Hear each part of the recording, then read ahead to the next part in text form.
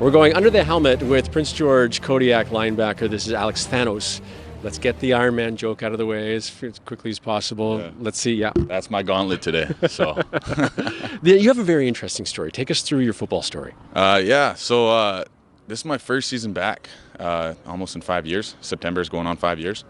In grade 11, I ended up blowing out my ACL in the second game of the season. It was a jamboree game.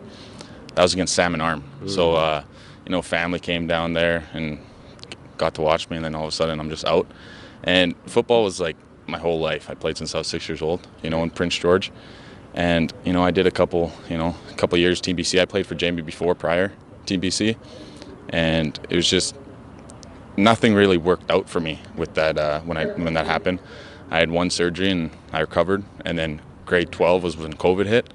And, yeah, we had that, it was a two-hand touch season because we couldn't have the contact. Yeah. So I had my knee brace, I had everything. Everybody cleared me to go. And I ended up re-tearing my ACL. Oh. Yeah, so nothing really worked out. Just kind of took a turn for the worse. And then I had a couple other surgeries. They didn't work. And then finally this year, I had the surgery in October 27th, 2023. And right now I'm about 10 months post-op. And it's stronger and better than ever. Really? Yeah. So with so many setbacks, so many surgeries, was there ever like, you know what, I'm going to play soccer? Oh, for me, it came to a point where I looked at my surgeon and I said, you know what? I'm tired of this. I'm like, I just want to be able to kick a ball with my child when I'm 30. That's my exact words that I told him. Yeah. Yeah. So I thought football and sports were out of the picture, if I'm honest with you. So how was his response? Like, we'll give it one more chance, or? So I ended up seeing, his name was Danny Gillis, Dr. Danny Gillis, out of Chilliwack, and he's a sports surgeon. Okay. And he is phenomenal. He's worked on CFL players, hockey players in the NHL, and he looked at me and he said, I'm not saying it's out of the picture for you. So he ended up doing a great surgery and operation on me, and now I'm back, and it's to him and to God, honestly. Everything, the bottom half is fine, but then you got this thing on your arm. Yeah, this happened on Tuesday at practice. Oh, no. Yeah, I was going in for a jam, and a couple of the guys, they leave their chest pad open, so my finger got stuck in there, and I ended up breaking my finger. Not my finger, my hand. But yeah. Are you gonna play? I'm gonna play. I'm gonna wrap it up, do a little club cast, and I'll still do it. But everything else going on with you, your knee, ACL, like you're okay? Everything's perfect. Okay. I'm here. You got to have that drive in you to not quit, and that's kind of something I grew to have over the years. Yeah. Because I was close a couple times to calling it quits, and I was working. I was like, you know what, football's not for me, sports aren't for me. And then I got the opportunity, and I'm not gonna quit. That's not. It's fascinating. It's fascinating how you've overcome that. Where did it all start, though? Where did that first love come from?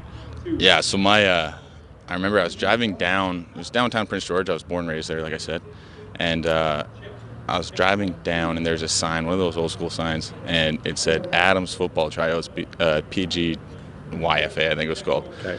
And said the date or whatever. I looked at my mom. I was like, hey, can I do that? And I was 6 years old. And she's like, oh, I don't think so. Let me talk to your dad.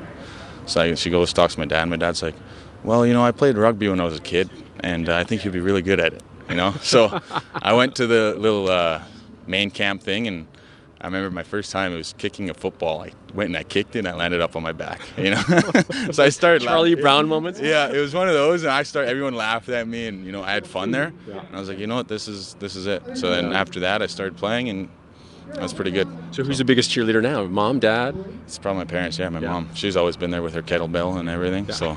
That's awesome. What's it like playing in your hometown, though? Like, it's a pretty new franchise, the Kodiaks, and here you are at Prince George, a kid growing up, and now you're Prince George Kodiak.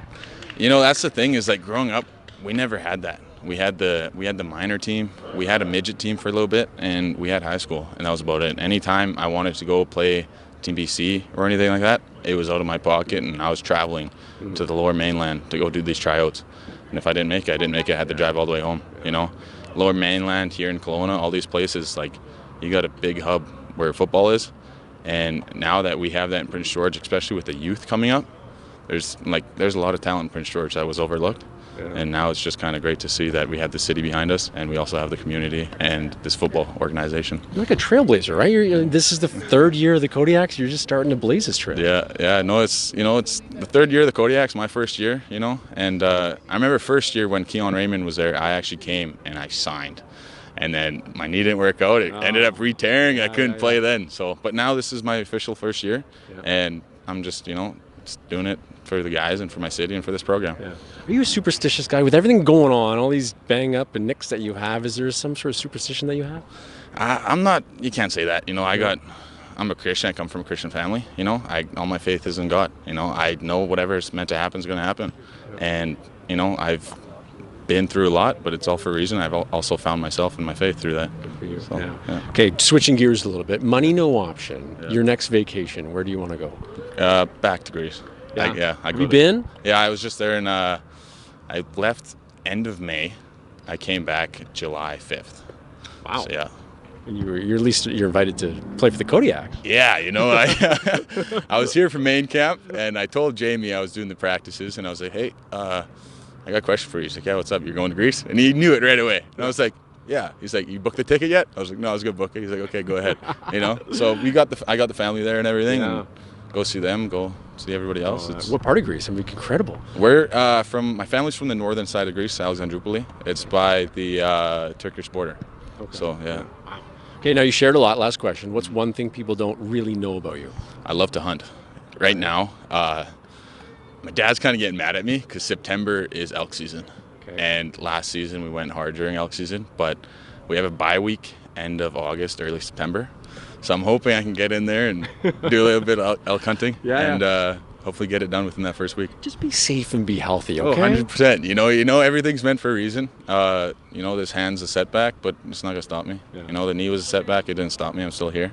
So my mom told me to wrap me in bubble wrap, so maybe that's the next thing, like little giants, but totally. Yeah. Well, listen, thanks for doing this. Good luck the rest of the way. Stay healthy. Awesome. Thank you so much. Alex Thanos, he's under the helmet.